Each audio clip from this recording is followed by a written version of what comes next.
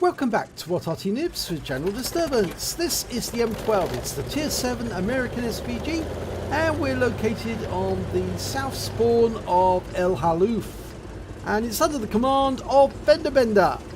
Now, clock's kicking down, and this is a Tier 8 game, as you can see from the Tier 8 tanks around us, and battle has started. Okay. Now, FendaBenda's gone straight into the aim. He's not wasting any time at all. He's anticipating that we're going to see some enemies straight away. And he wants to get a quick shot in the moment they appear.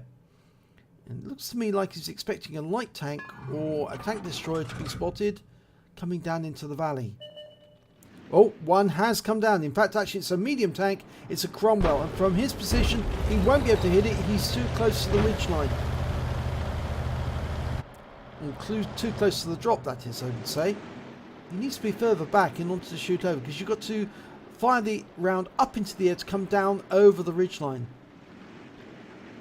And at the moment he's actually driving backwards as he's aiming, and he's trying to get a bead on that Cromwell, but he's also looking across the valley just in case any enemy is supporting the Cromwell. Okay, there is somebody over there, and it's an E25. Going to line up a shot on him, try and stop him from attacking our defenders. And no joy in that shot. It was hastily fired. He was firing as he was moving backwards.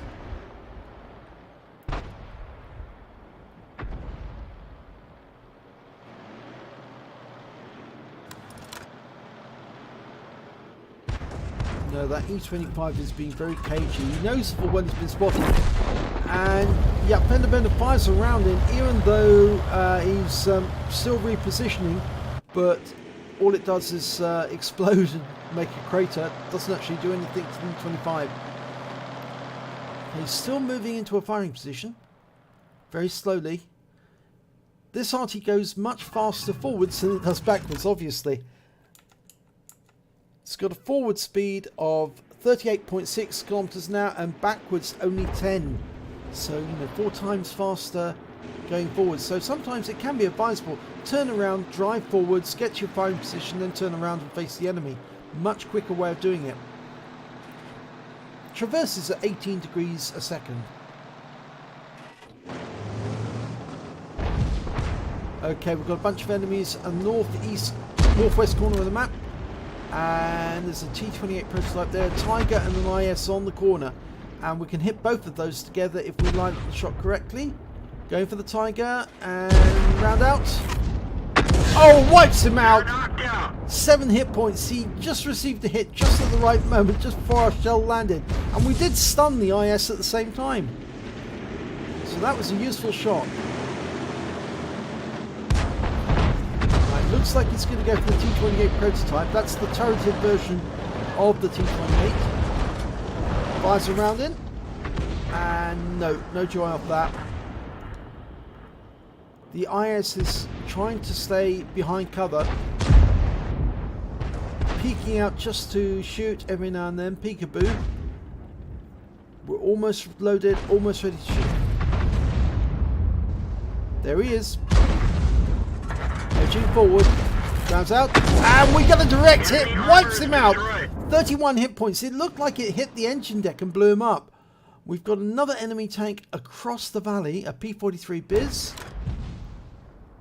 near where the E25 was last seen, but we've lost sight of him. Now guys on the ridgeline overlooking the valley, and we fired around him where we thought he was last seen. And we're backing up the side of this cliff. Now that actually can reduce your range, not increase it, because the gun is pointing downwards, and therefore you can't elevate the gun as highly as you could before, and that reduces your range. So do be aware of that. If you try to back up a ridge like that, it will drop your range. Fires at the KV2, gets a direct hit, and he damages the VK3601H at the same time. 59 Patton sitting behind the Rex. He's low health. I doubt if we could get a one-shot kill on him, or unless of course he's been hit. He's using the Rex for cover. We're loaded, fire around in, he's backing away. No, all we did was stun him.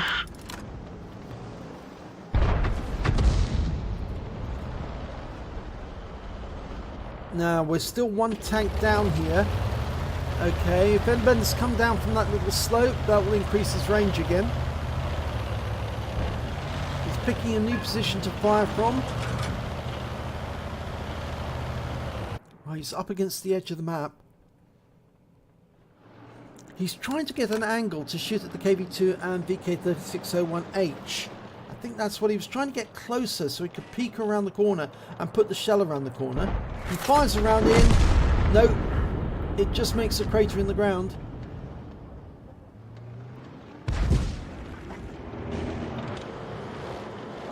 Might be easier to try and get a shot at that 59 pattern. He keeps peeking around the corner. We've got a Panther M10 in the dip.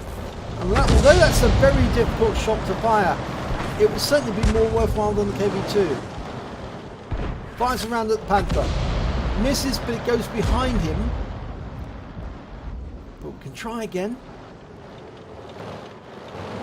You see, the KV-2 didn't move out of cover all whilst we fired at the Panther, so it was worthwhile.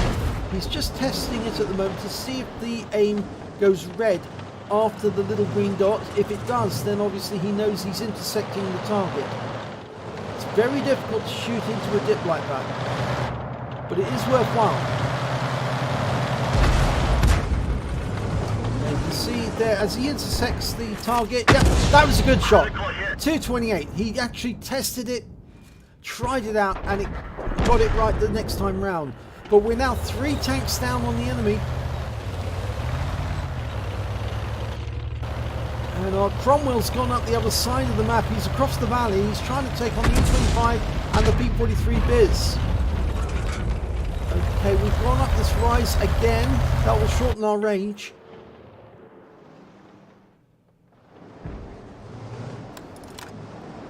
Okay, the Panther's coming up that rise again. We're diving in, fire around it. Nope, no hit this time.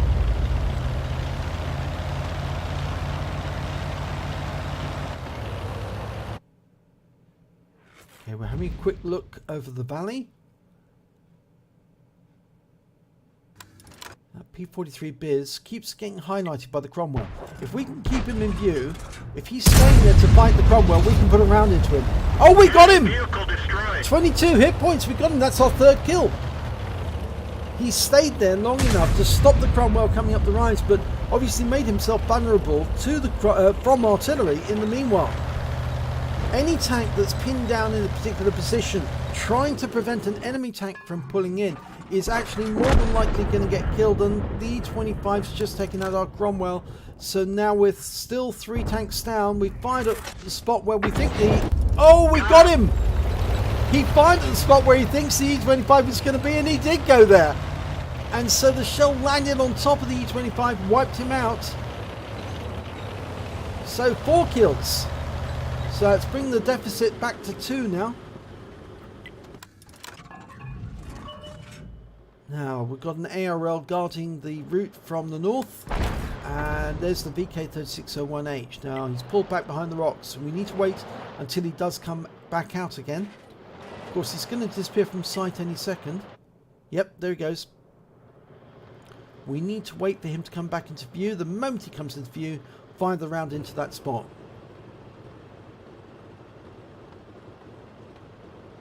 Now, I think FendaBenda's pulled back just to have a look and see. Can he be seen? Oh, and the KV-2's been wiped out by the SU-100. I think he was also trying to see where is the SU-100 and our IS-2 in relation to these enemies. So it's only 1 tank down now.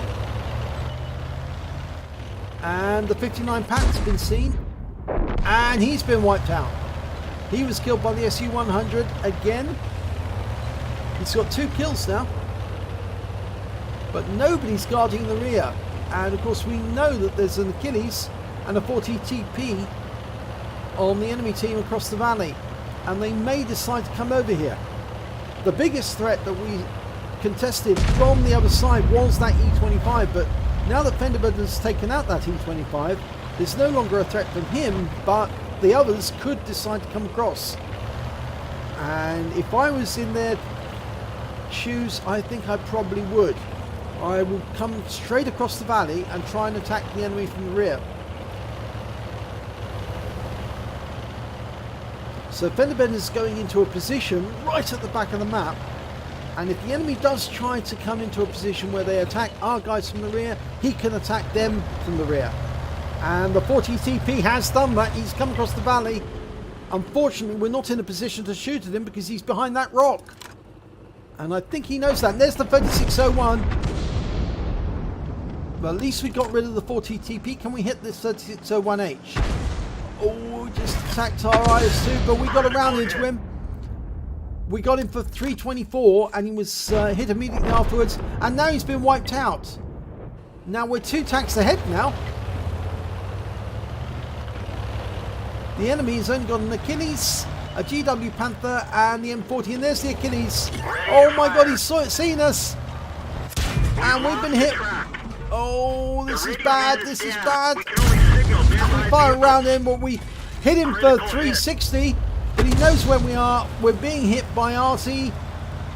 The Achilles is nearby, he can repair his track, and oh, he's been wiped out. So it looks like we've got a certain victory here.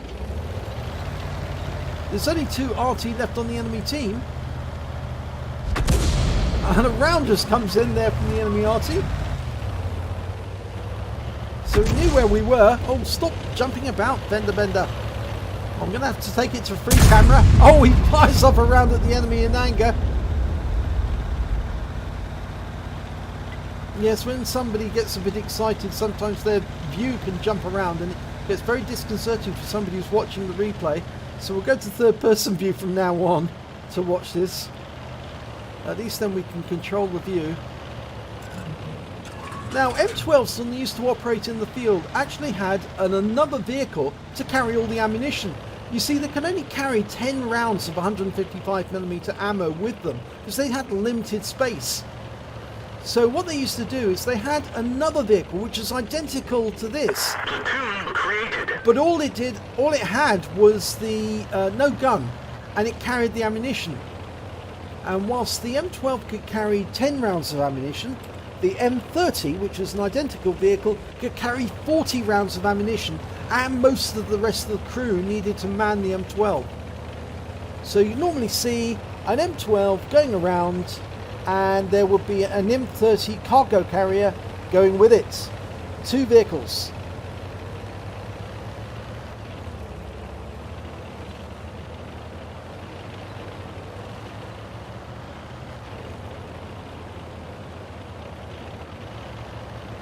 Right, well, we're into enemy territory now, anticipating that the enemy are probably going to be in grid zone A0, but they might be up that cliff. It's a possibility, and that's the 2-minute hooter, and one of them has been found. It's the M40, and he's been found over there, and he's making his way towards the ARL, and I hope he doesn't shotgun him. Well, he's been hit by Arty, he's stunned, and he's killed the ARL. He shotgunned him, or did he? No, it's the GW Panther who shot him. We fire around and take out the M40. Now we platoon with our M40 over at the other side of the battlefield. He's got 2 kills, we've got 5. It might be that will help either side with completing a mission, but we're now going to go up and see if we can find the GW Panther. Is he up here? Doesn't appear to be. In fact, we've no idea where he is. Well, our IS-2 is now capping, and I think FendaBenda's decided to cap as well, because there's just not enough time to cap for one tank on their own. So we're now capping with the IS-2. We should be able to cap out in time. That was the 1-minute hooter. We've only got 24 seconds to cap out.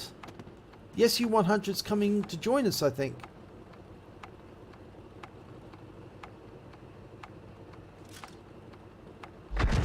Oh no, the IS-2's just been killed! And that's reset the clock.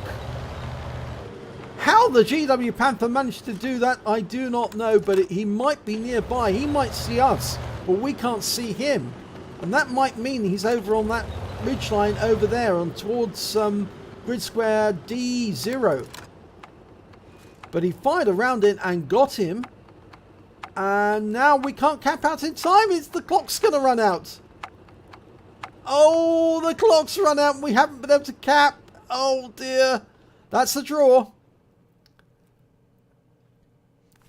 So here's the end of battle stats. It's a second class tanker for FendaBenda in the M12. He got a fighter badge for getting at least 4 kills. He got 5. A bruiser medal for getting at least 5 critical hits. He got 9. And he managed to get a Stark's medal. He got hit by the enemy at least 2 times, received 2 hits that caused damage or are blocked by armor, and potentially lose 2/3 of his hit points, survive the battle, and kill at least 2 of the enemy. And he qualified on all those counts because he got 5 kills. He was hit by the Achilles and badly damaged, but he did survive the battle. So he fulfilled the conditions for a Starks, which are difficult to get because obviously I've got quite a few of them myself. But unfortunately it was a draw and the win 8 for the battle was 2-2-4-2. If we look at the team scores, we can see that the highest damage went to the IS-2. He managed to get 2,352 hit points, but he stayed stationary inside the cap, and I never recommend staying stationary when there's an enemy Arty out there, because he can always fire into the cap, but the chances of him hitting you if you're constantly moving around the cap is much less, because if you're constantly moving, he's constantly having to adjust his aim to try and hit you. That is, if he can see you. If he cannot see you and he's firing in at random, he might fire at one particular position, and then he'll regard that if there was no results from that, he'll think, oh well, I'll fire at a different position next time. So you can just go to the previous shell crater and sit in that, and then he won't hit you. But sometimes I think it's better just to keep moving around the cap in the process. The next high score was the Scorpion G. He managed 1,867, and FendaBenda managed to get 1,631. When it came to kills, it was FendaBenda who picked up the highest number. He got 5, the IS-2 managed to get 4, and the GW Panther on the enemy team managed to get 3 with that last shot killing the IS-2. When it came to base XP, it was the IS-2 who managed to get the highest amount, 683. Then came the M40, M43 on the enemy team, managed to get 518, and FendaBenda managed to get 512. If we look at the detailed report, we can see 18 shots fired, 8 direct hits, 8 penetration, 5 splash, damage of 1,631 hit points, of which 1,093 were up more than 300 meters. Obviously that shot on the M40 at the end was much closer than 300 meters, but it was effective. He received 2 hits from the enemy, both were penetrations, both from the Achilles. He received 1 hit as a result of splash damage as well from the enemy, and he damaged 9 in the enemy, killed 5 of them, and did damage stun assistance of 452 hit points off 8 stuns. On a standard account, he earned 17,589 credits, and he got the Courageous Resistance Award for getting an epic medal, the Stark's medal, of 3,485, brought his total of 21,074. But after the repair on the vehicle, the resupply of ammunition, and the consumables, he actually made a deficit of 5,094 credits for the battle. He picked up 3 bonds for the Stark's medal, and earned base XP of 512 plus the Courageous Resistance of 323, bringing his total to 835 experience points for the battle. So he says here, Halluf, heavy loss turned to a win. No, wait, what the hell? Yes, I'm not going to say the other word. Yeah, it was turned into that at the end, and very lucky for the GW Panther that he fired that shot in. But I do wonder, did the GW Panther actually know where the IS-2 was in the cap? Did he actually take a peek, pull back, and stay in cover sufficiently long so he could then fire around in and hit the IS-2, or was it a lucky shot? It might have been a lucky shot, we don't know. We can only find out by actually talking to the GW Panther driver, Hubcock, whatever his name is anyway, but we'll never know. So if you enjoyed this replay, please give it a like and do subscribe to our channel, and hopefully it'll be your replay that I'll be featuring in the next video.